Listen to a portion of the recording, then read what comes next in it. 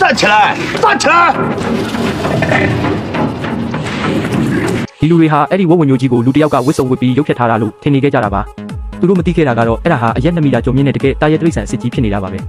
ဒါပေမဲ့ state ကတော့ဒါဟာကာယပညာဘာသာရက်ကကျောင်းသားတစ်ယောက်ရုပ်ဖြတ်ထားတာပဲဖြစ်ရမယ်လို့ဆက်ပြီးခေါင်းမှာယုံကြည်နေခဲ့ပါတယ်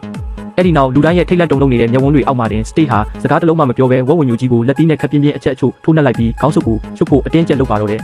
ဝက်ဝင်ကြီးကဘာမှမတုံ့ပြန်ပဲငြိမ်နေတာကိုမြင်တော့ state ကပိုပြီးဒေါသထွက်ကစက်တိုက်ထိုးနှက်ပါတော့တယ်သူမရိပ်မိခဲ့တာကတော့ဒီလိုရက်ကဝက်ဝင်မျိုးကြီးကိုအဆုံးစွန်အထိဒေါသပောက်ကွဲသွားစေခဲ့ပြီဆိုတာပါပဲအဲ့ဒီခိုက်တန်းမှာတော့လူတိုင်းရဲ့နှလုံးသားတွေဟာရင်ဘတ်ထဲကနေထွက်လို့မတက်ဖြစ်သွားခဲ့ရပါတယ်အဲ့ဒီတိရစ္ဆာန်ကြီးရဲ့ဟိတ်ဟောက်တန်တွေကတကယ်ကိုအစ်စ်တိုင်းပါပဲရှင်းရှင်းလင်းလင်းကိုပဲဒီဝက်ဝင်မျိုးကြီးကလူတစ်ယောက်ရုပ်ဖြတ်ထားတာလုံးဝမဟုတ်ပါဘူးစတိတ်လည်းအခြေအနေအမှန်ကိုရိပ်မိသွားတဲ့အချိန်မှာတော့အလွန်မင်းထိတ်လန့်တုန်လှုပ်သွားပြီးတိရစ္ဆာန်ထိမ့်သိမ်းဆောင်ရှောက်ရေးလူငယ်စီကိုအမြန်လှည့်ကြည့်လိုက်ပါတယ်ပေါ်ကသူ့ကိုချက်ချင်းပဲအမြန်ပြေးဖို့လက်ဟန်ချေဟန်နဲ့အချက်ပြလိုက်ပါတယ်ဘာလို့လဲဆိုတော့အခုမှမပြေးရင်နောက်ကျသွားတော့မှမို့လို့ပါပဲ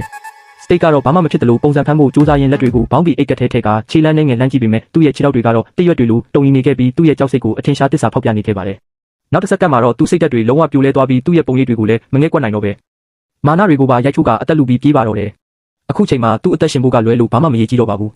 သူဟာငိုတံပါကြီးနဲ့အော်ဟစ်ပြီးပြေးခဲ့ရပါတယ်ဘာလို့လဲဆိုတော့လွန်ခဲ့တဲ့မိနစ်ပိုင်းလောက်ကသူဘလောက်ပဲထောင်ထောင်မောင်းမောင်းနဲ့မာနာကြီးခဲ့ပါစေအခုချိန်မှာတော့သူဟာအဆုတ်ပြတ်ဆုံးပုံစံနဲ့တနာစရာကောင်းနေတယ်လို့ပါပဲ